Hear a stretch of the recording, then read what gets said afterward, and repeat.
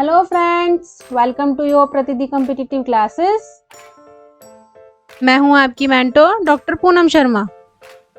आज के new session में स्टार्ट करते हैं एनटीए-नेट सोशियोलॉजी 2020 का पेपर, जो कि नवंबर में आया था सेकंड शिफ्ट में। क्वेश्चन नंबर दोस्तों लेते हैं 81। Sample which fulfill the requirements of the efficiency, representativeness, reliability and the flexibility is called। ऐसा सैंपल, सैम्पलिंग मेथड में ऐसा सैंपल जो कि आपकी आवश्यकताओं को, ठीक है, आपकी विश्वसनीयता को, आपके लचीलेपन को, आपके प्रदर्शन को, इन सबको पूरा करता है, ठीक है, इन सबको पूरा करता है। उस प्रकार के सैंपल को क्या कहा जाता है? तो उस प्रकार के सैंपल को कहा जाता है ऑप्टिमम सैंपल। Got it? इस प्रकार के सैंपल को ऑप्टिमम कहा जाता है। ऑप्टिमम सैंपल में क्या होता है कि जैसे हमें 1000 लोगों के बीच में पॉपुलेशन का 10% लेना है, ठीक है, 10% पॉपुलेशन को लेना है, तो ऑलमोस्ट अराउंड 10% पॉपुलेशन हम 1000 पीपल्स के बीच में निकाल लेंगे, ठीक है, रैंडमली। तो ये सैम्पलिंग मेथड हो गई, जिसमें क्या होगा कि हम ये 10% जो जनता या जो लोग हमने लिए हैं रेस्पोंडेंट, वो पूरे 1000 का प्रतिनिधित्व करेगी। बहुत अपन ने फ्लेक्सिबिलिटी के हिसाब से इसको लिया है और पूरी विश्वसनीयता के साथ लिया है कि इन 10% लोगों का जो डेटा कलेक्ट होगा या जो कंक्लूजन होगा वो 1000 लोगों के ऊपर होगा, ठीक है। तो इसका जो राइट आंसर आएगा वो आएगा 81। क्वेश्चन नंबर 82 लेते हैं दोस्तों। हाँ, 82 नंबर का क्वेश्चन लेते हैं। 82 नंबर का क्वेश्चन ये कह रहा है, डी प्रेजेंटाइजेशन एसेंशियली मीन्स, अकृषकीकरण क्या होता है, ठीक है, यानी कि जो कृषक नहीं है, जो किसान नहीं है, वो होता क्या है एक्चुअली, उसका मूल अर्थ क्या है, ठीक है। तो बात करते हैं। किसान, देखो, किसान खेती करेगा, समझने वाली बात है, किसान खेती करेगा और वो आपके नेचर से बिल्कुल टच में रहेगा, ठीक है। आपका फर्स्ट पॉइंट ये कह रहा है कि the shrinking size of the peasant practice और small producer from the land, यानी कि जो आपकी भूमि है उस पे वो प्रैक्टिस नहीं कर पा रहा है प्रॉपर वे में, ठीक है, वो अपने उसका जो ऑक्यूपेशन है वो प्रॉपर वे में नहीं कर पा रहा है, दैट कॉल रिप्रेजेंटेशन, ये अकृषकीकरण है, ठीक है। देखो, डी का मतलब होता है कमी करना, समझना इस बात को। डी का मतलब हो गया कमी, कि जो प्रेजेंट तो है, कृषक तो है, पर वो कम कृषक है, ठीक है। आपका दूसरा ऑप्शन क्या कह रहा है, the condition in which the person और community takes up corporate farming. वो क्या कह रहा है कि कॉर्पोरेट फार्मिंग कर रहा है वो बंदा, ठीक है, किसान क्या कर रहा है, ऐसी स्थिति, ऐसी कम्युनिटी, ऐसा व्यक्ति जो कॉर्पोरेट फार्मिंग कर रहा है, दैट कॉल किसान हो गया। वो कर तो रहा है ना खेती अपनी भूमि पर। थर्ड आपका ऑप्शन क्या कह रहा है, the condition in which person change in occupational and marriage pattern. वो क्या कह रहा है, ऐसा व्यक्ति जो अपने व्यवसाय को और अपने मैरिज पैटर्न को चेंज कर दे, ठीक है। तो मैरिज पैटर्न को चेंज करेगा या व्यवसाय को चेंज करेगा, इसका खेती होने या नहीं होने से कोई लिंक नहीं होता है। फोर्थ आपका ऑप्शन कह रहा है that condition in which a person became Millionaire, कि वो बहुत ज़्यादा मिलेनियर बन गया है, अरबपति खरबपति बन गया है। ऐसी स्थिति में व्यक्ति किसान की खेती करेगा या नहीं करेगा। तो मिलेनियर किसी भी बेस पे बना हो, उसका खेती से कोई लिंक नहीं है। अब चलते हैं अपने ऊपर के दो ऑप्शन जो कि थोड़ा बहुत लिंक कर रहे हैं इससे, दोबारा पढ़ते हैं। श्रिंकिंग साइज, यानी उसकी खेती करने की जो जगह थी, जो उसका मन था, वो श्रिंकिंग हो गया, छोटा हो गया। क्या कि वो छोटे छोटे उत्पाद कर पा रहा है, अपनी भूमि छोटी हो गई है, वहाँ पे वो खेती नहीं करना चाहता, यानी उसे खेती करनी तो है पर वो नहीं कर पा रहा है, दैट इज कॉल्ड अकृषकीकरण। अकृषकीकरण मतलब क्या हो गया कि उसे काम करना है पर उसके पास प्रॉपर स्कोप नहीं है काम करने के। हमें काम करना है, हमें रोजगार चाहिए, पर रोजगार मिल ही नहीं रहे हैं प्रॉपर, ठीक है, समझ रहे हो आप बात को।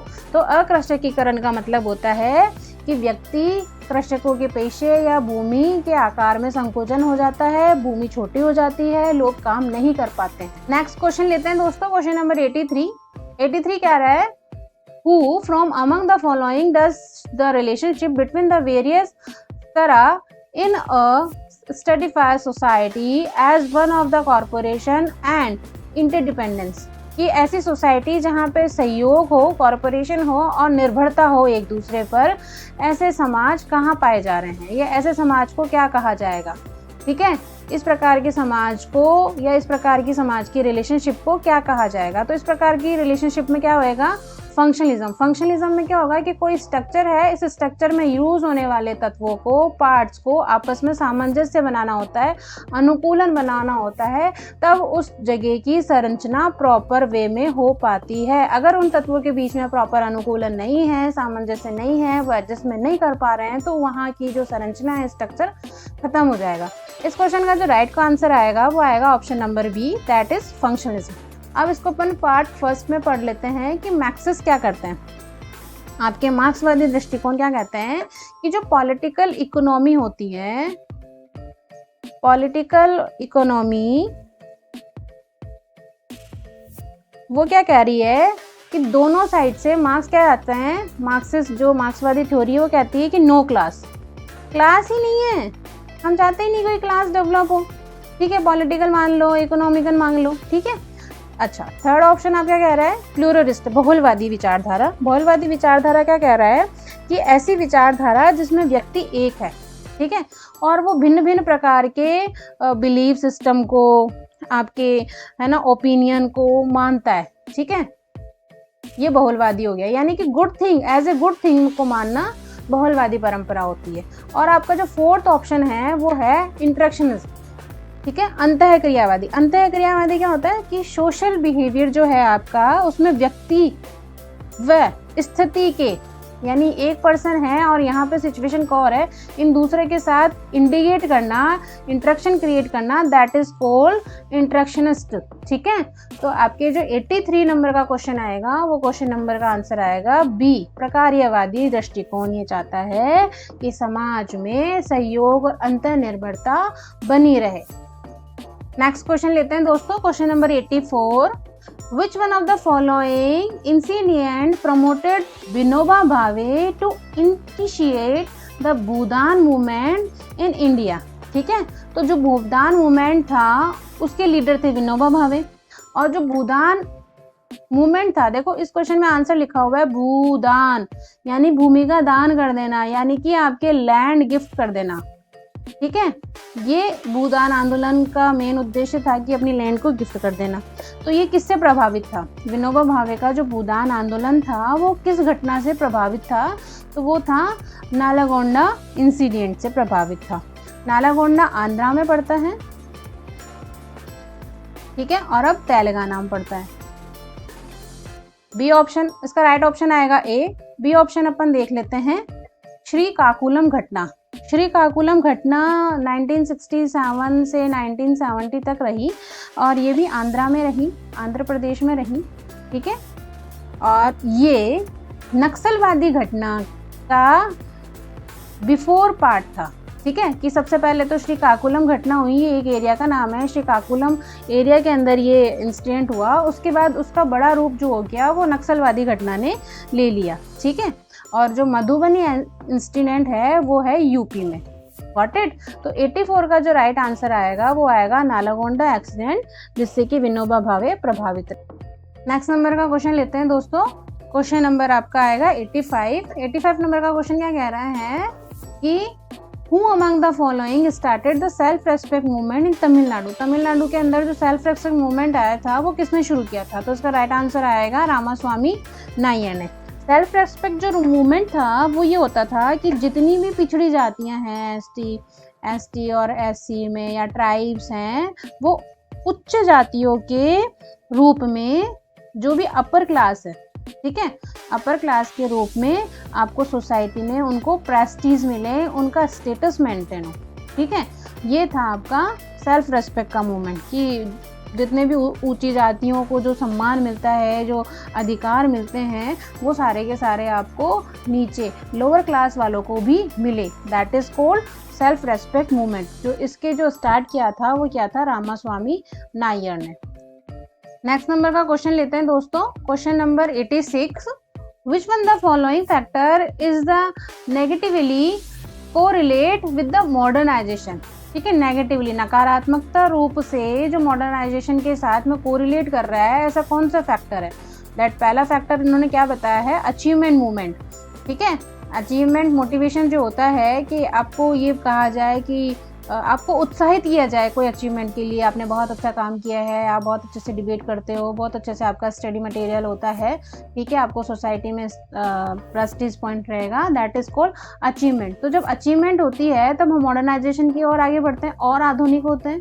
जितनी आपकी एजुकेशन होगी उतने आप आधुनिक होंगे। बी आपका ऑप्शन क्या कह रहा है, कॉस्मोपॉलिटिज्म। ये क्या कह रहा है कि all women being are member a single community, कि पूरा विश्व, पूरा संसार एक सिंगल कम्युनिटी को बिलोंग कर रहा है, ठीक है, कि ऑल वुमेन, जितने भी प्राणी हैं वो सारे सिंगल कम्युनिटी को बिलोंग कर रहे हैं, दैट मीन्स पूरा विश्व एक कम्युनिटी हो गया, ठीक है। तो मॉडर्नाइजेशन की ओर जा रहा है ये वाला टॉपिक। फिर थर्ड आपका क्या आता है, इंडिविजुअलिज्म, ठीक है, ये पर्सनलाइज हो गया है, ठीक है, ये पर्सनलाइज हो गया, यानी कि जो कुछ कर रहे हो आप अपने निर्माण के लिए कर रहे हो, आपको सोसाइटी के निर्माण से कोई मतलब नहीं होता, आपको अपने कल्चर को डेवलपमेंट से कोई मतलब नहीं होता है, ठीक है। यानी कि ये आपको मॉडर्नाइजेशन में कर रहा है। मॉडर्नाइजेशन में क्या हो गया, पर्सनलाइजेशन हो गया, सुपीरियरिज्म हो गया, स्पेशलिटी हो गई है, ठीक है। आप अचीव कर रहे हो तो मोटिवेशन हो गया, सोसाइटी में आपका सम्मान बढ़ गया है, ठीक है। और ये हो रहा है कि जितनी भी अपर क्लास है या जिस भी आप क्लास को बिलोंग करते हो, कि एजुकेशन वाली क्लास हो गई आपकी, या आपकी सोर्स ऑफ इनकम की क्लास हो गई, या आपका जो प्रोफेशनल है या ऑक्यूपेशनल जो क्लास हो गई, वो सारी क्लास एक हो गई है। तो ये तीनों ऑप्शन आपके मॉडर्नाइजेशन की ओर चल रहे हैं। पर जो नेगेटिविटी है वो ये है कि रिलीजियस, धर्म के बारे में कहा था कि धर्म एक अफीम है, यानी कि अफीम, ये कार्ल मार्क्स की अवधारणा है, ध्यान रखना। धर्म को अफीम के बारे में कार्ल मार्क्स ने कहा है। इन्होंने क्या कहा कि जब धर्म या धार्मिक दृष्टि से हम देखते हैं तो हम बिल्कुल आंख बंद करके किसी पे भरोसा कर लेते हैं और उसी के हिसाब से चलते हैं। तो जब धर्म होगा तो वो अपनी परंपराओं से जुड़ा हुआ रहेगा, आपके रिचुअल से, आपके कस्टम से जुड़ा हुआ रहेगा। तो आप मॉडर्न कहाँ हुए, कस्टम से कभी भी आपको मॉडर्न नहीं होने देगा। जो 86 नंबर का आंसर आएगा वो आपका आएगा रिलीजियस।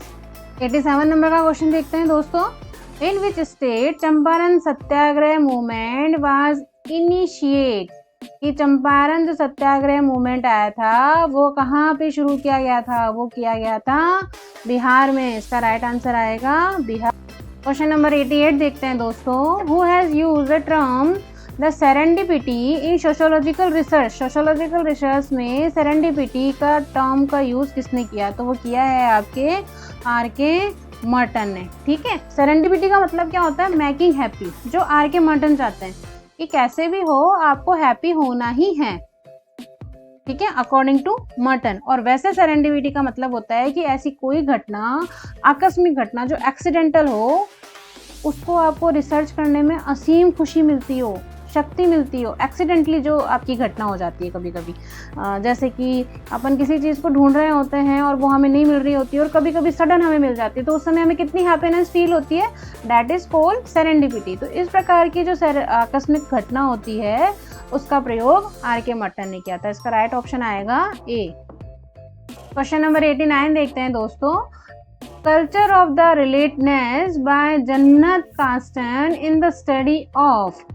जेनेट कास्टन द्वारा संबद्धता की संस्कृति, कल्चर ऑफ द रिलेटेडनेस का अध्ययन किसने किया, ठीक है, कौन सी उसमें किया गया। तो इसका जो राइट आंसर आएगा वो आएगा लेकावी आइसलैंड ने, ठीक है। लेकावी आइसलैंड ने इसका अध्ययन किया था। बात करते हैं कुर्ग की, तो इसका अध्ययन किया था एम.एन. श्रीनिवास ने। आपके नायर्स का अध्ययन किया गया है कैथलीन गफ द्वारा। और भील तो आपके जाति है, ठीक है, ठीक है, ये एरिया नहीं बता रहा है कास्ट बता रहा है। तो जेनेट कास्टन द्वारा जो संस्कृति का अध्ययन किया गया था वो किया गया था लंकावी आइसलैंड पर। नेक्स्ट नंबर का क्वेश्चन देखते हैं दोस्तों। क्वेश्चन नंबर 90 नंबर का क्वेश्चन क्या कह रहा है, the practice of the taxonomy in the found अमक, कि टैक्नोनिमी का जो निषेध व्यवहार है वो पाया जाता है। तो सबसे पहले हम इस वर्ड को पढ़ लेते हैं। ये वर्ड क्या होता है, ये आपके पैट्रियार्की उसमें सत्ता में चलता है, पितृसत्तात्मक सत्ता में होता है। और इसके अंदर क्या होता है कि बेबी का नाम बोल करके हम उसके फादर या मदर को संबोधित करते हैं, ठीक है। जैसे कहते हैं कि है ना बबलू के पिताजी आओ सुनना ज़रा, कहते हैं ना अपनी इंडियन कल्चर के अंदर, या कहते हैं कि हाँ भाई चिंटू की मम्मी सुनना, दैट इज कॉल्ड टैक्नोनिमी। तो ये होता है ये ओरांव जाति में पाया जाता है, कादर में पाया जाता है, संथाल में पाया जाता है। अब कह रहा है कि ये जो प्रैक्टिस है टेक्नोनिमी का, ये निम्नलिखित में से पेट्रियार्की फैमिली में पाया जाता है। तो खासी तो मेट्रियार्की फैमिली है, मातृसत्तात्मक परिवार है, ठीक है। मातृसत्तात्मक में पिता का नाम लेके थोड़ा ना आपको बुलाया जाएगा बच्चे को, ठीक है। तो इसका जो राइट आंसर आएगा वो आएगा खासी, ठीक है। दोस्तों अपने स्टडी को कंटिन्यू करते हुए बूस्टअप कीजिए, सफलता आपकी ही है, डेफिनेटली आप सफल हो जाएंगे। आशा करती हूँ आपको वीडियो पसंद आया होगा। Thanks for watching video, please like और सब्सक्राइब कर दीजिएगा।